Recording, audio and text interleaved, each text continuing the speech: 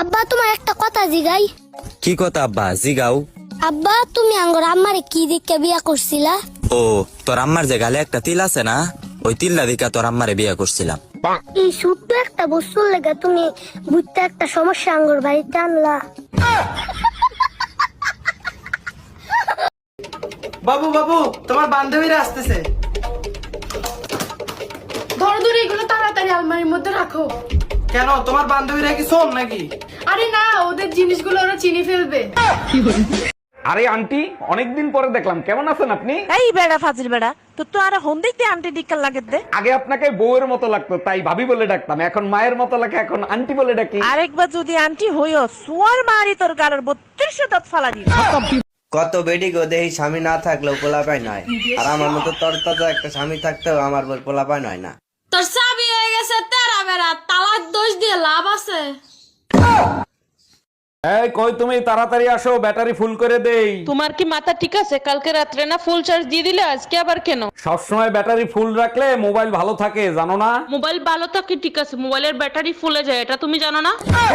এই শোনো, তুমি তো সবকিছু পারো, কুত্তারলে সোজা করতে পারো। আমি পারি না এমন কোনো কাজ আছে, তবে তার জন্য তোমাকে একটা কাজ করতে হবে। কি কাজ করতে হবে? এখন কি বাইরে থেকে কুত্তা এনে দিতে হবে? আরে না, কুত্তা আমার সাথেই আছে, তোমাকে শুধু একদিন কথা না বলে থাকতে হবে।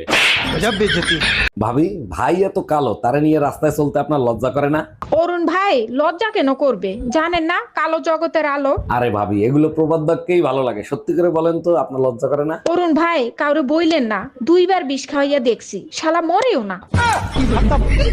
এই তোমার কাছে 5,000 টাকা হবে? থাকলে তাড়াতাড়ি দাও তো, খুব জরুরি দরকার। হ্যাঁ হবে, ছাদে টাকার গাছ লাগাইছে, ওইখান থেকে 5,000 টাকা নিও, বেশি নিও না। হ্যালো টুম্পা, তোর দুলা ভাইয়ের কাছে টাকা নাই, তুই অন্য কোথা থেকে ম্যানেজ করে নে। আমার ছোট কিডনির টাকা লাগবে, আগে বলবা না? চেক করতে বলো, টাকা পাঠিয়ে দিছি। টুম্পা, তোর দুলাভাই টাকা পাঠাইছে, ওই টাকাটা আমার অ্যাকাউন্টে পাঠাই দে।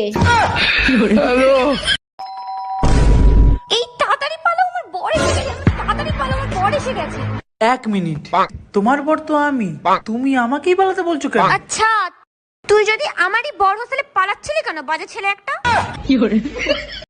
চাচি, চাচা কোনে গেছে? বাবা, তোমার চাচা তো বিদেশে গেছে, 1 বছর পরে আইবো। ভাবি আপনি কোনো টেনশন করেন না, যদি কিছুর দরকার পড়ে আমাকে একবার কইবেন, আমি কইতরের নাগাল উড়ে আসমু।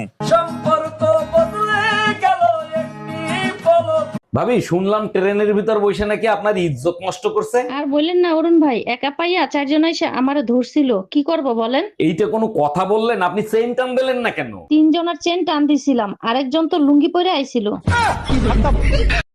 ভাবি, শুনলাম ভাই মারা গেছে, কি হয়েছিল? কাল রাতে বললো সিল্কি আমার চশমাটা দাও। বুঝলাম না, চশমা আর মরার সাথে সম্পর্ক কি? আমার নাম তো সিল্কি না, আমার নাম মিল্কি। ও আচ্ছা।